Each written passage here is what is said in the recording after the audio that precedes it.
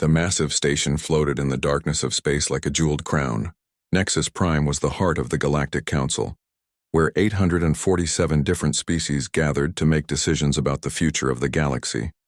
Ships of every shape and size docked at its ports, bringing ambassadors from worlds that humans had never even dreamed of before first contact. Daesung stood at the window of Earth's small shuttle, watching the station grow larger as they approached. He was a tall man with graying hair and eyes that missed nothing. For 47 years, he had served as Earth's ambassador to this place. For 47 years, he had kept his mouth shut and listened. Behind him, Heejin reviewed data on her tablet. She was younger than Daesung, sharp-minded and practical. As Earth's chief diplomat, she understood the game they were playing better than almost anyone. "They are calling us cowards again," she said without looking up. The Vorath made 3 jokes about humanity during yesterday's session. The other species laughed. Daesung did not turn from the window. "Let them laugh. How long can we keep doing this?" Heejin asked. "The insults are getting worse. They do not even pretend to respect us anymore." "We follow Earth's policy," Daesung replied. "We listen, we learn, we wait."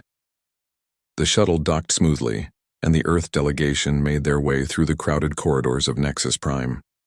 Aliens of all kinds moved past them. Some had scales, others had fur. Some walked on 2 legs, others on 6.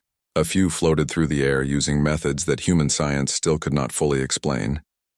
Almost none of them looked at the humans as they passed. The council chamber was enormous, with seats arranged in circular tiers that rose toward a domed ceiling. Each species had their assigned place, marked with their world symbol. Earth's seats were in the back row, far from the center where the important discussions happened. Daesung and Heejin took their places and waited for the session to begin. The Vorath ambassador entered first. The Vorath were large creatures, nearly 3 meters tall, with thick purple skin and 4 arms. Their species controlled 12 star systems and commanded one of the largest military fleets in the galaxy. The ambassador's name was unpronounceable to human tongues, so everyone simply called him the Vorath. He climbed to the speaker's platform and activated the translation field. His voice boomed through the chamber. "Welcome, members of the Council. Today we discuss the trade routes through Sector 7 and the resource rights for the Kalis Nebula. For the next 3 hours, various species argued about mining rights, shipping lanes, and territorial boundaries. Earth was not consulted once. Whenever a decision was made that affected human space, the vote happened without asking for Earth's opinion. It was as if humanity did not exist." During a break, several ambassadors gathered near the refreshment stations. Daesung and Heejin stood to the side as they always did, observing quietly. The Vorath noticed them and spoke loudly enough for everyone to hear. "I see the silent ones are here again. Do they even remember how to speak? Perhaps their tongues have forgotten the shape of words." The other ambassadors laughed. A reptilian creature from a nearby system added, "Why do we even give them seats? They contribute nothing. They vote on nothing. They are like furniture that breathes." More laughter. Heejin's jaw tightened, but Daesung placed a gentle hand on her arm. They returned to their seats without saying a word. That evening, back at Earth's embassy station orbiting Nexus Prime, the delegation gathered in their conference room. Taemin, a young military analyst with quick eyes and nervous energy, pulled up intercepted communications on the main screen. "You need to see this," he said. The screen showed messages between various alien species. They were all talking about humanity. The words ranged from dismissive to cruel. "The humans are the galaxy's most successful cowards," one message read. "They have technology and resources but the spine of a worm," said another. "Perhaps we should test their borders, see if they defend themselves or simply hand over their colonies." Heejin stood and paced the room. "This is getting dangerous. When they start talking about testing our borders, it stops being about insults. It becomes about security." Daesung sat in his chair, fingers steepled under his chin. "What did Earth's founders teach us when we first met the aliens?"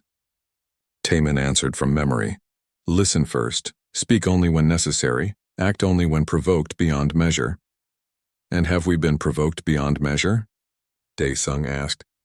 Heejin stopped pacing. "Not yet, but we are close."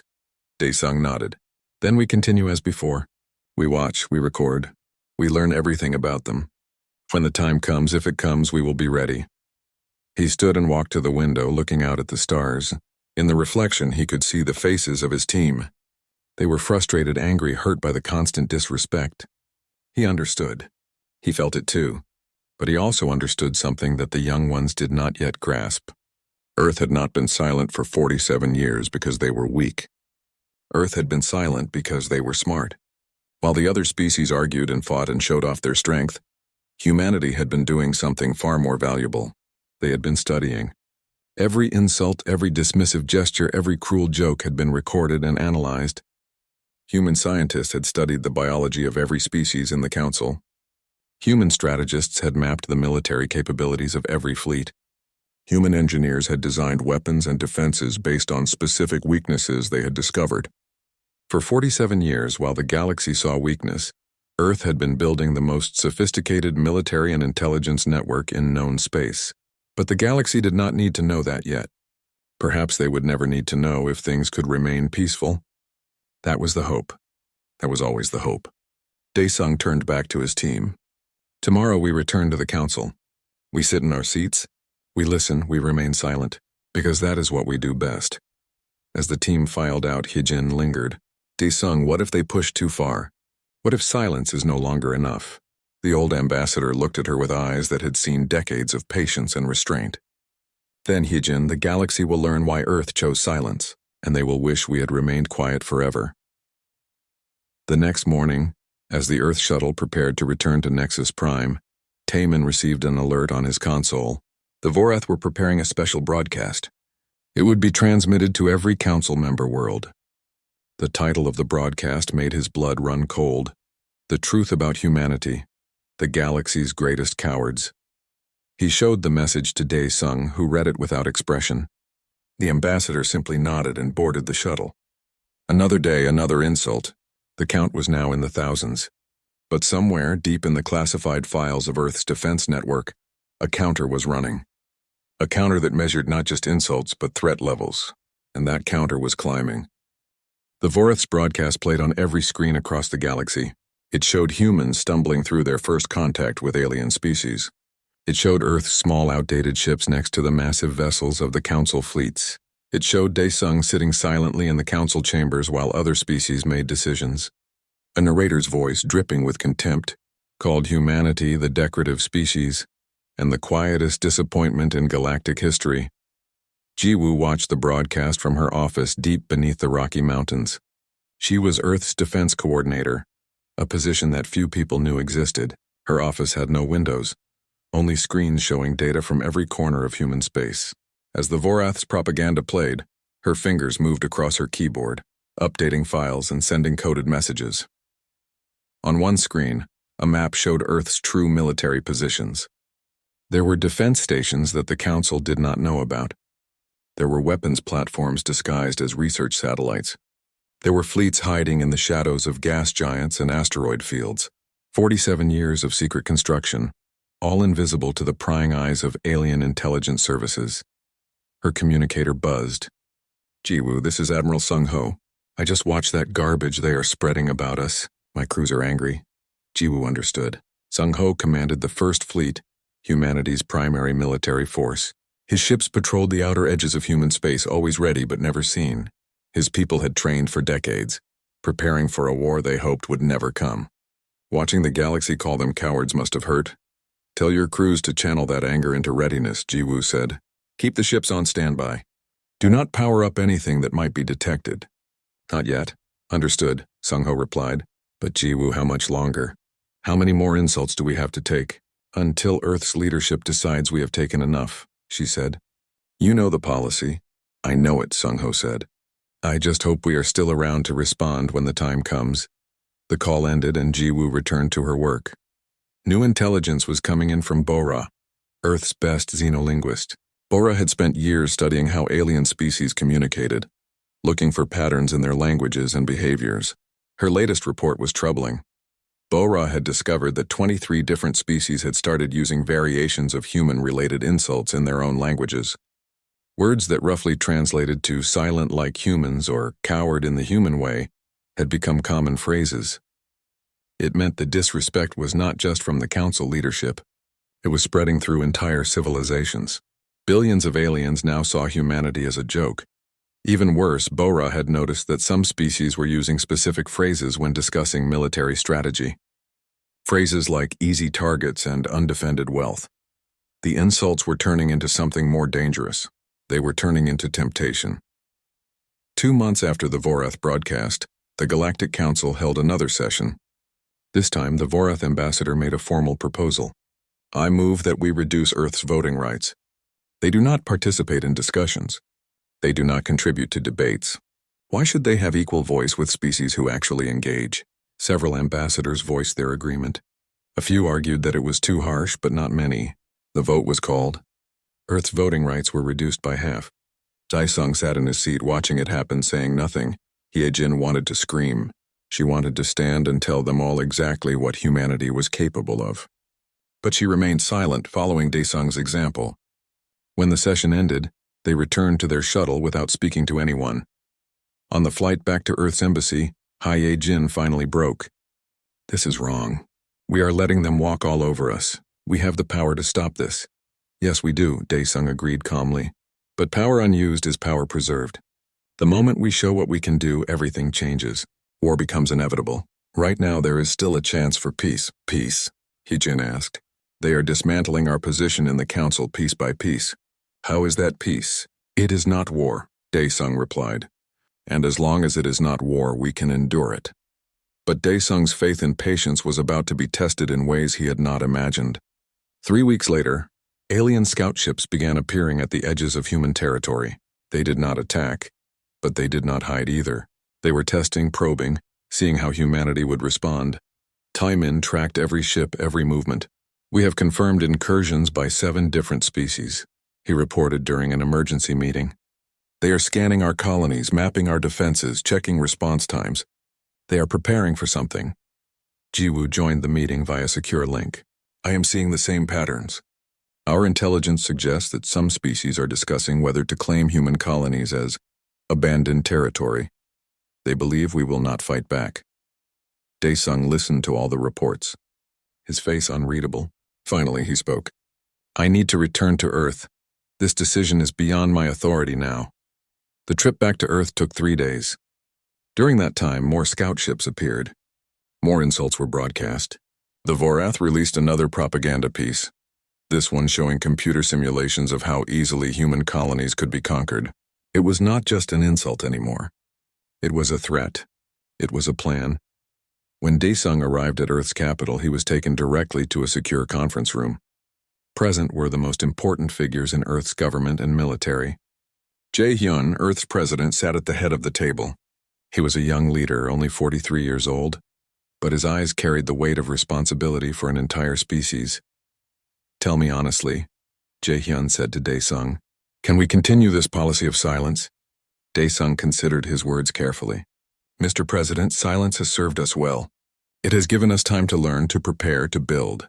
But I believe we are approaching a critical point. The insults have become threats. The threats may soon become actions.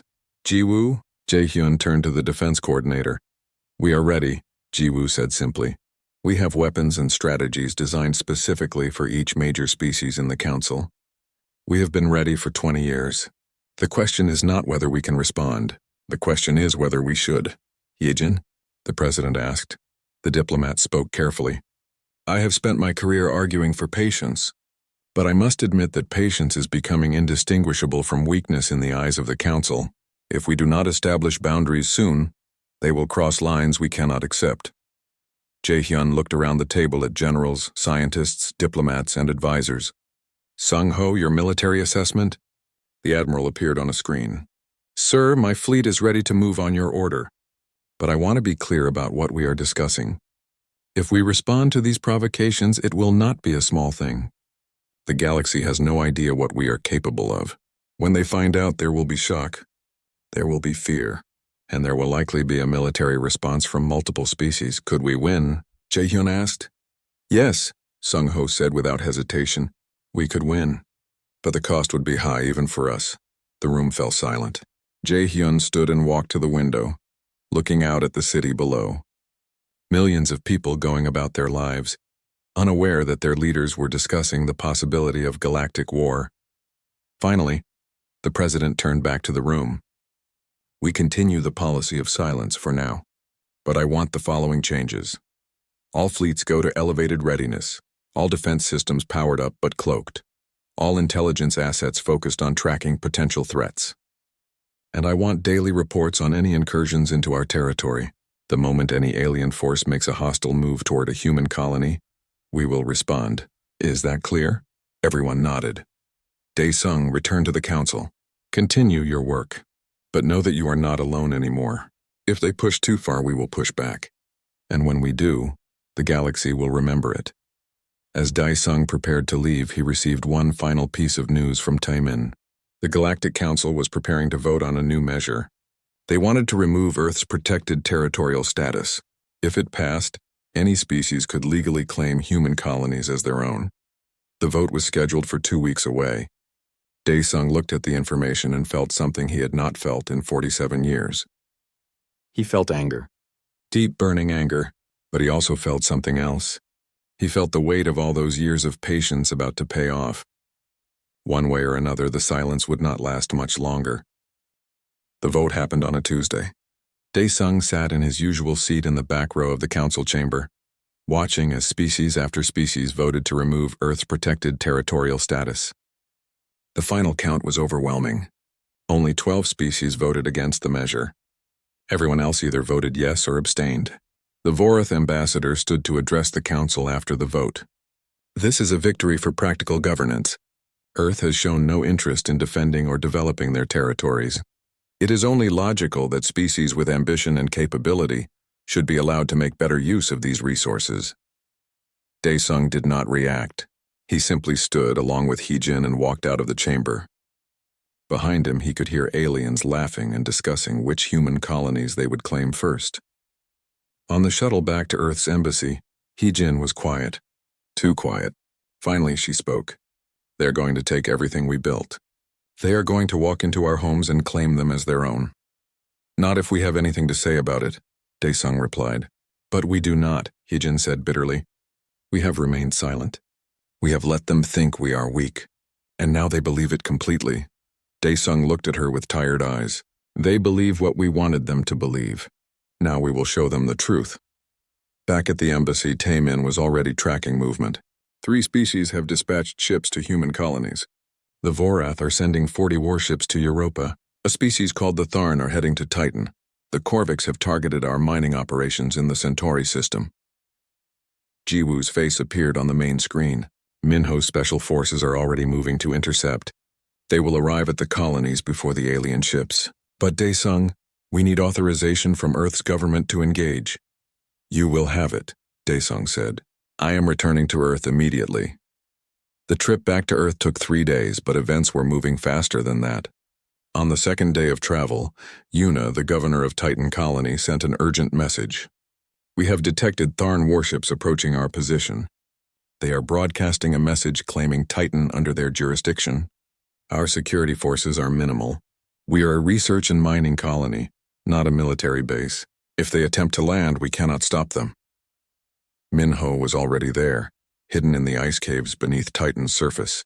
He commanded a force of 300 special operations soldiers, equipped with weapons that no alien had ever seen before. Tell the governor to stay calm, he reported to Jiwoo. Let the Tharn believe they are unopposed. When they land, we will teach them about property rights. But the situation at Europa was more serious. The Vorath were not sending a small force. 40 warships represented a significant military commitment. They were not just claiming territory. They were making a statement. They were showing the galaxy that humanity could be pushed around without consequence. When Dae-sung arrived on Earth, he went directly to another emergency meeting. This time, the mood in the room was different. There was no more debate about patience. The line had been crossed and everyone knew it. Jae-hyun spoke first. We all saw the vote. We all see the ships moving toward our colonies. I need recommendations from each of you. Do we defend our territory or do we accept this new reality? Hee-jin spoke up and her voice was hard. Mr. President, I have spent my career advocating for diplomatic solutions. But diplomacy requires 2 parties willing to talk. The Council has shown they are not interested in dialogue with us.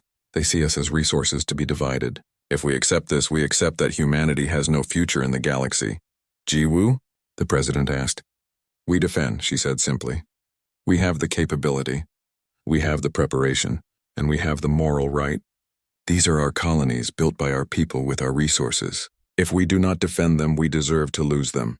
Sung Ho, the admiral's face was grim.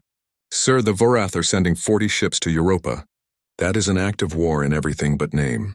If we let them take it, every other species will rush to claim our territory. We will lose everything within months. I recommend we deploy the First Fleet and show the galaxy what happens when you threaten human lives. Jae-hyun turned to Dae-sung. You have been the voice of patience for 47 years. What do you say now? Dae-sung stood and walked to the center of the room. Mr. President, I have believed in silence because silence gave us time. Time to learn, time to prepare, time to build the tools we would need if this day ever came. That day is here. The Vorath are not coming to negotiate. They are coming to take. And if we allow it, we are telling the galaxy that humans can be conquered without consequence. I say we defend our colonies. I say we show the Council that silence was not weakness. It was patience. And our patience is now exhausted. The president looked around the room one final time. Every face showed the same determination. Very well. All forces are authorized to engage. Defend our colonies, defend our people, and show the galaxy that humanity will not be pushed anymore. Orders went out immediately. Sung Ho's First Fleet, hidden in various locations around Earth's solar system, began to move. 200 warships that the galaxy did not know existed started their engines and set course for Europa. They would arrive just hours after the Vorath. At Titan, Minho's forces prepared their trap. At the Centauri mining operations, defense platforms that had been disguised as processing facilities powered up their weapons. All across human space, 47 years of secret preparation came to life. The Vorath fleet arrived at Europa first. Their commander was a veteran officer who had fought in 3 wars. He had conquered systems and destroyed enemies. Europa was supposed to be easy. The intelligence report said humans had only minimal defenses, a research station, some automated mining equipment. Nothing that could challenge 40 warships. His ship entered orbit, and he opened a communication channel. This is Commander Vorth of the Vorath Empire. By decision of the Galactic Council, Europa is now under our jurisdiction. All human personnel are ordered to evacuate within 24 hours. Failure to comply will result in forcible removal. There was no response from the surface. Vorth smiled. It was as expected. The humans were too frightened to even answer. He ordered his ships to establish standard occupation formation around the moon. Then his sensor officer spoke up, voice confused. Commander, I am detecting energy signatures. Multiple sources. They were not there a moment ago. Explain, Vorth demanded. Ships, sir. Many ships. They are appearing from behind Jupiter's moons.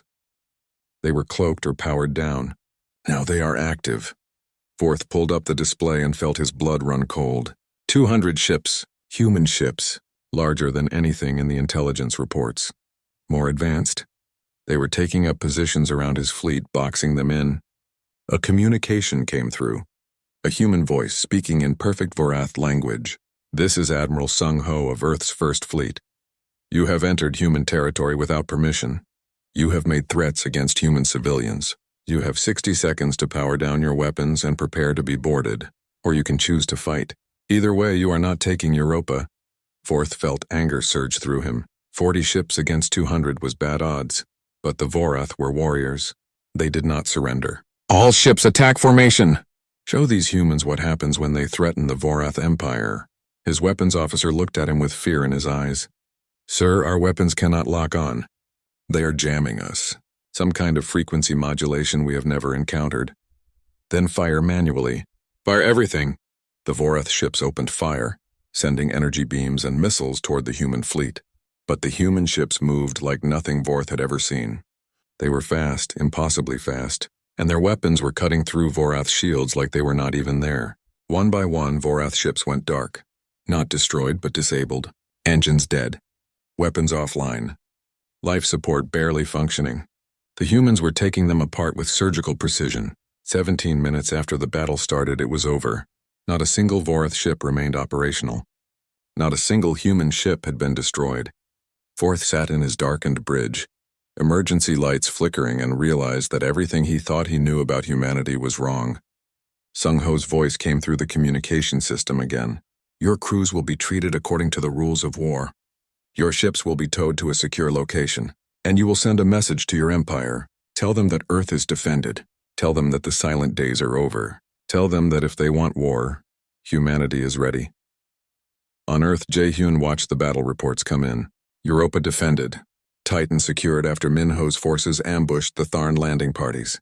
Centauri mining operations holding off the Corviks. All across human space, the story was the same. The aliens had expected easy victories. They found hell instead. The president turned to his advisors. Send a message to Dae-sung. Tell him to return to the council. Tell him it is time to speak. News of the Europa battle spread through the galaxy faster than anyone expected. Species that had spent decades ignoring humanity suddenly paid very close attention. The Vorath, one of the most powerful military forces in the council, had been completely defeated in less than 20 minutes. 40 warships disabled without destroying a single human vessel. The footage from the battle, leaked by someone in the Vorath command, showed human ships moving with impossible speed and firing weapons that seemed to ignore standard defensive shields. The Galactic Council called an emergency session. Every ambassador was required to attend. As Dae-sung's shuttle approached Nexus Prime, he could see the difference immediately. The docking officers who had always ignored him now watched his ship carefully. Security forces followed his movements through the corridors. Other ambassadors stepped aside as he passed, watching him with new eyes. Fear. They were seeing fear. After 47 years of contempt, the galaxy was finally afraid of humanity. The council chamber was packed. Every seat filled. Dae-sung and Hye-jin walked to their usual places in the back row, but this time every eye in the room followed them. The usual chatter before sessions was absent. The room was silent, waiting. The Vorath ambassador entered, but he looked different. Smaller somehow. His forearms hung limply at his sides and his proud posture was gone. He climbed to the speaker's platform slowly, like a man walking to his own execution. The council demands answers, he began, his voice lacking its usual power. Earth has committed an act of war against the Vorath Empire. They attacked our fleet without provocation. Dae-sung stood. For the first time in 47 years, he stood to speak in the council chamber. The room went completely silent. May I respond? Dae-sung asked. The council speaker, a floating jellyfish-like creature who had ignored humanity for decades, looked uncertain. The floor recognizes Earth's ambassador. Dae-sung walked down from the back row toward the speaker's platform. His footsteps echoed in the silent chamber. He did not hurry. He did not show emotion. He simply walked, and every ambassador in the room watched him come. When he reached the platform, he looked up at the Vorath ambassador. You claim we attacked without provocation. Let me be clear about what actually happened. The Galactic Council voted to remove Earth's territorial protections. Within hours, your empire sent 40 warships to claim Europa, a moon that humans have lived on for 80 years. You broadcast threats to our civilians. You ordered them to abandon their homes. And when our military responded to defend our people, you chose to fight. That is not an unprovoked attack. That is self-defense. The Vorath ambassador tried to speak, but Dae-sung held up his hand. I am not finished. For 47 years, Earth has sat in this council and remained silent. We listened to your debates. We accepted your insults. We endured your mockery. Do you know why? The chamber remained silent. No one dared to speak. We remained silent because we are patient, Dae-sung continued. We remained silent because we wanted to learn. And we learned. We learned everything about you. About all of you. We studied your languages, your cultures, your technologies, your military tactics, your biological weaknesses. While you laughed at us, we were building. While you called us cowards, we were preparing. And now you have seen the result. He turned to address the entire council. Humanity did not want this. We hoped that respect could be earned through patience and peaceful coexistence. But you mistook our restraint for weakness. You mistook our silence for fear. And now you have learned the truth. Silence is not surrender. It is wisdom. And wisdom, when pushed too far, becomes wrath. The Vorath ambassador found his voice. You speak of wisdom, but you have started a war. The Vorath Empire will not accept this humiliation. We will call our allies. We will gather a fleet that will crush your pathetic species. Dae-sung looked at him with something almost like pity. Then you will lose. But not just you. Any species that joins this war will face the same outcome. Because you do not understand what you are fighting. You think we are like you. You think we built weapons the way you build weapons. You think we fight wars the way you fight wars. You are wrong. Before anyone could respond, alerts began sounding throughout the chamber. Ambassador after ambassador received urgent messages. Their faces showed confusion, then shock, then fear. Jiwoo had activated Phase 2 of Earth's defense plan. All across the galaxy, in systems that aliens thought were empty, defense satellites were powering up. Hundreds of them. Thousands of them. They had been there for decades, disguised as asteroids, as debris, as space junk. Now they revealed themselves, weapons charging, scanning nearby space. One ambassador, a bird-like creature from a species called the Kelvar, stood and pointed at Dae-sung. You have weapons platforms in our system. That is a violation of Council law. Those platforms have been there for 30 years, Dae-sung replied calmly. You never noticed because you were too busy laughing at the cowardly humans. We did not place them to threaten you. We placed them to defend ourselves if you decided to threaten us, which, as we have seen, was a wise decision. The council speaker tried to restore order. This is unacceptable. Earth must withdraw these weapons immediately. No, Dae-sung said simply. The word echoed in the chamber. We will not. You removed our territorial protections. You encouraged species to invade our colonies. You created this situation. We are simply responding to it. The Vorath ambassador roared with anger. The Vorath Empire will not stand for this insult. We will gather our allies. We will call every species that has been threatened by Earth's aggression, and we will destroy you.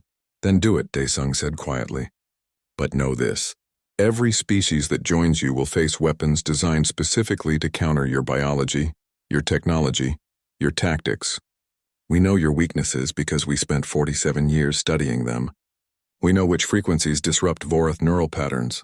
We know which energy signatures blind Kelvar sensors. We know which compounds dissolve Tharn armor. We know all of it. And we built weapons accordingly. The chamber erupted in chaos. Ambassadors shouted at each other, at Dae-sung, at the council speaker. Some demanded that Earth be expelled from the council. Others argued for immediate military action. A few, the wiser ones, called for negotiations. But it was too late for calm discussion. The Vorath ambassador was already broadcasting messages to his allies. Within hours, a coalition began to form. 31 species, including some of the most powerful military forces in the galaxy, announced they would join together to address the Earth threat. They began gathering their fleets. Ships from dozens of worlds converged on assembly points near human space. Intelligence estimates put the total force at over 2,000 warships. It was the largest military coalition in galactic history, all focused on one target. Earth Dae-sung returned to his shuttle with Hyojin. As they departed Nexus Prime, she looked at him with concern. 2,000 ships, Dae-sung. Even with all our preparation, can we really fight those numbers? We do not have to destroy them all, Dae-sung replied. We just have to make them understand that attacking us costs more than they are willing to pay. War is not about who has the most ships. It is about who has the most determination. Back on Earth, Jiwoo was coordinating the defense. Her screen showed the coalition fleet forming up, preparing for their assault on humanity's home system. She had never seen so many ships in one place. It was terrifying. It was also, in a strange way, perfect. For 47 years, Earth had prepared for this exact scenario. A massive coordinated attack by multiple species. They had run simulations. They had trained crews. They had built weapons designed to counter exactly this type of threat. Sung-ho contacted her from the First Fleet. Jiwoo, they are coming with everything they have. 2,000 ships. Maybe more. Some of my officers are getting nervous. Tell them to trust their training, Jiwoo said.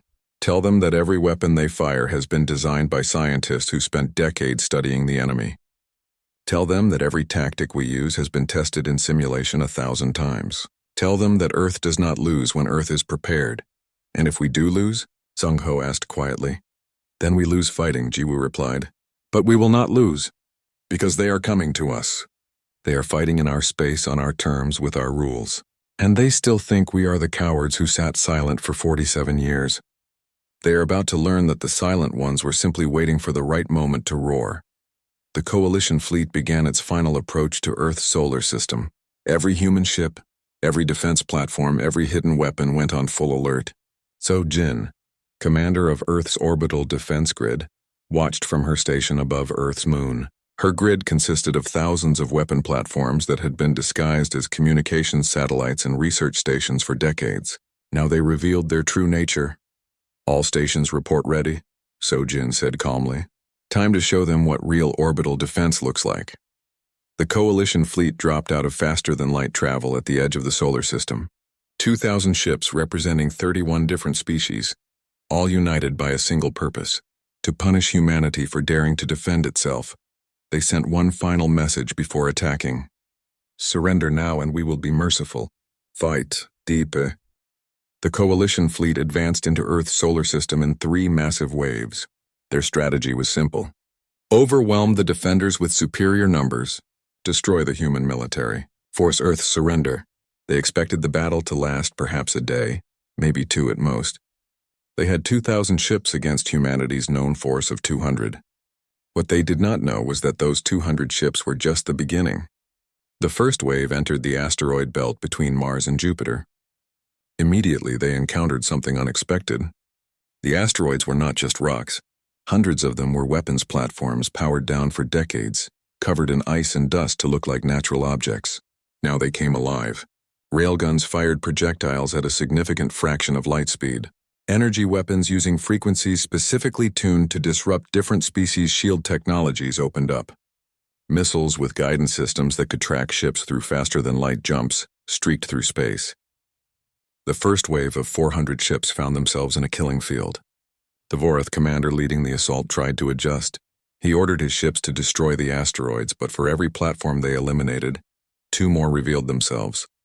His forces were taking heavy casualties before they had even engaged the main human fleet. "Pull back," he ordered. "Regroup with the second wave." But pulling back was harder than advancing. Human weapons had damaged engines, disabled navigation systems, and destroyed communication arrays. Ships that tried to retreat found themselves drifting helplessly, easy targets for the automated defense grid. Of the 400 ships in the first wave, only 270 managed to escape the asteroid belt. The Coalition had lost 130 ships without ever seeing a human-crewed vessel. Sung Ho watched from the bridge of his flagship, positioned near Jupiter. "Sojin, your grid is performing above expectations. These platforms have been waiting 40 years for this," Sojin replied from her command center. "They are not going to waste the opportunity." The Coalition reformed their fleet and changed tactics. They would bypass the asteroid belt, jumping directly to Earth's moon, get close to the planet itself, force the humans to be careful with their weapons to avoid hitting their own world. The second and third waves, nearly 1,500 ships, made the jump. They appeared in lunar orbit and found themselves facing something they had not expected: Earth's orbital defense grid. Thousands of satellites that had been labeled as communications relays, weather monitors, and research stations suddenly revealed weapons. They were everywhere, surrounding Earth, surrounding the moon, positioned at every strategic point in near-Earth space, and they all fired at once. The space around Earth lit up like a star-going supernova.